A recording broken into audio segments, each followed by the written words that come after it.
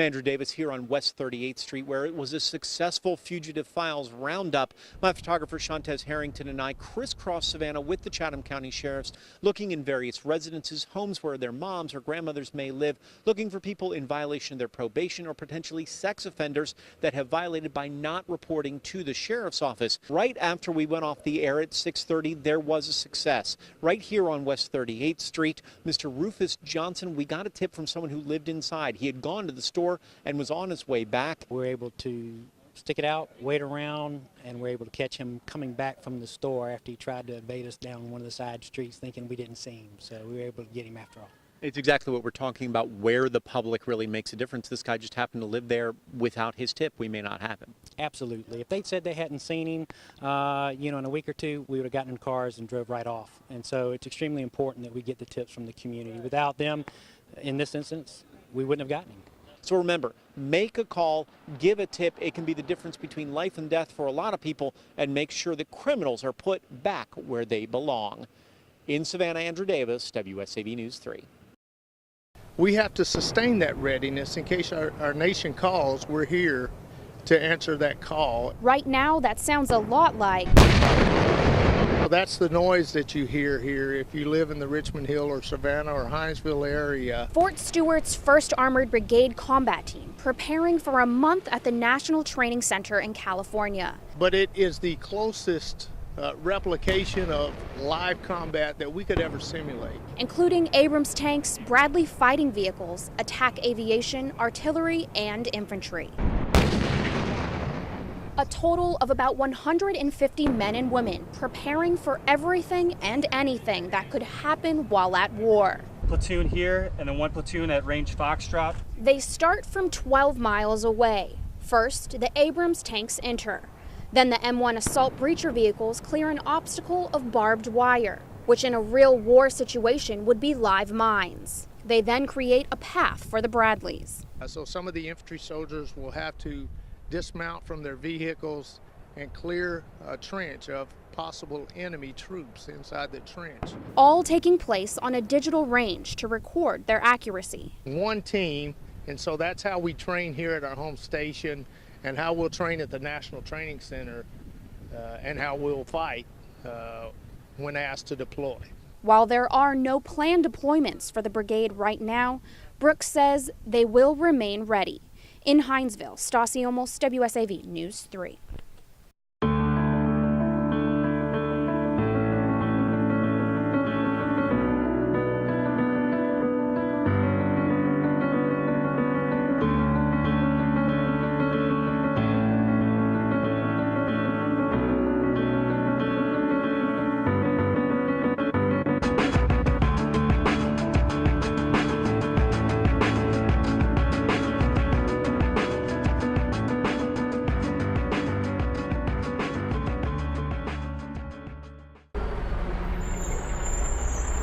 This is what we found at the end of the road into East Pines Drive, land converted into a storm debris processing point. How heavy is the traffic? Oh, it's pretty heavy. Sun up, sun down, 7 days a week. It's like a convoy in here at times with different vehicles coming in. They got trucks hauling debris in as well as trucks hauling debris out that they've already shredded. People here say they understand the need for this land to be used. The space was here, and we realized that we're making the sacrifice. So it's, it's something that we're living with, and just as long as there's a respect for public safety, our safety first and foremost. It's annoying, but that's part of sacrifice. When you have a hurricane like Matthew, you sacrifice. That's some of the sacrifice you have to take. But sacrifices of peace and quiet do not mean living with a lasting negative impact in their neighborhood. From the access road coming into the neighborhood to the road they're using in the neighborhood, that's our main concern, to get everything back like it was and not leave a footprint in our community. We're just trying to work with FEMA and the county that we start limiting the activity on the weekends, and that we certainly keep it within daylight hours. Residents say they can't wait for the day till things here in East Pine return to something like this.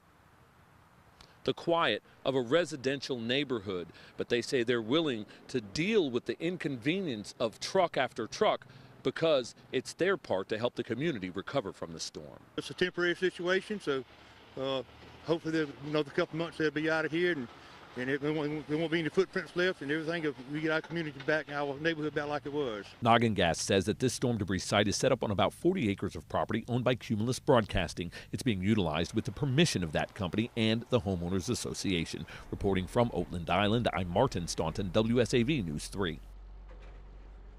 This is what the headquarters of county government will be reduced to after a big hurricane.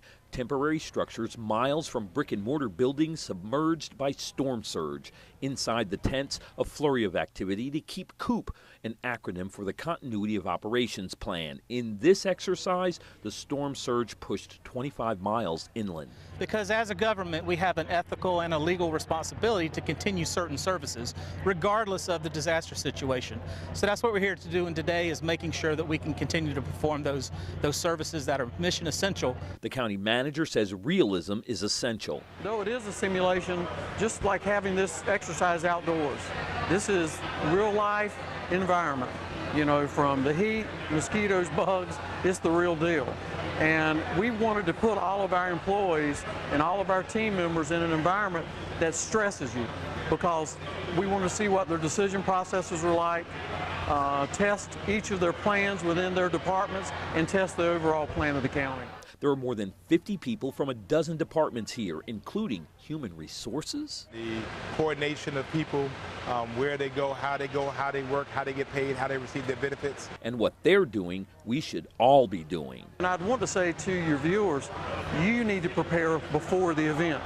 Don't wait until they say a hurricane's coming. Where am I going to go? Don't think that the county has a place for you. We're talking almost 300,000 people that potentially could leave our community. Where are you going to go? All right, Daisy girl, let's go. When I'm sleeping at night, I know she's watching out for me. With his dog behind him, Harold Palmquist is hitting the streets to change not only his life, but the lives of the 40,000 homeless vets across the country. I was an aircraft armament systems specialist. I've been to Korea, Arizona, Texas. When I got out of the service, I got married, had 2 boys. I got divorced. I think that's where the downhill part of my life started happening. He became homeless, and when he tried to get into a shelter, they said he could stay, but his best friend Daisy couldn't. So I called Veterans and Their Pets, and they offered my dog a homeless shelter, adoption or fostering.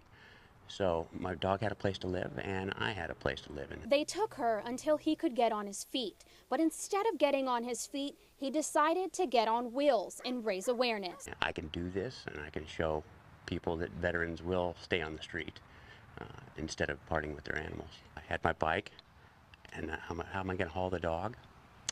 So I just bought myself a trailer, the dog crate I had with me, and that's why it kind of looks homemade like this. Yeah, it was just slapped together, and we crossed the country. He started in Los Angeles and ended right here in Georgia, and now he's going back. I'd be on the streets without him, so now I'm on the streets by choice, in a way, and making a difference. Just a man, his dog, and his country. Stassi Olmos, WSAV News 3. This is the sandy shore that welcomes more than 2 million visitors every year.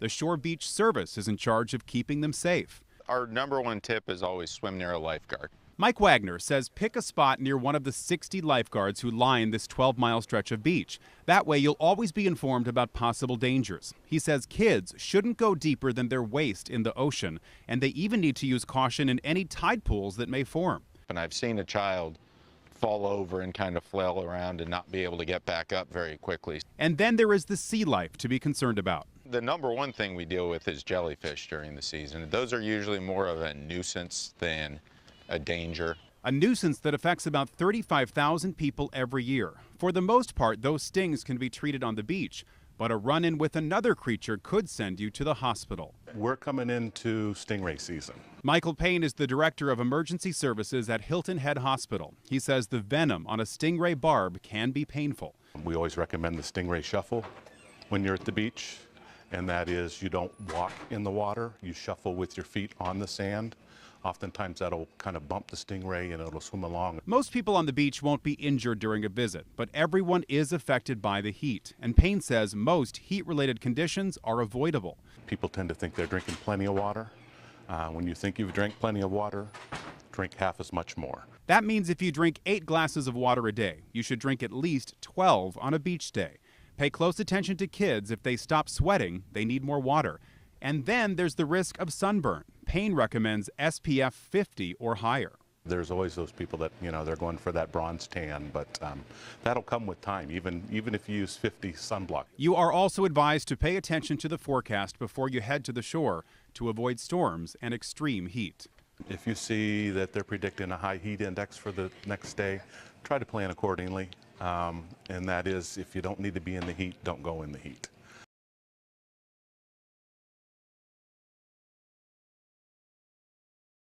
She was always like a baby to me. She like, Dad, you always treat me like a baby, but she was my baby. Reverend Manuel's eyes light up when he talks about his beloved daughter, Lorraine.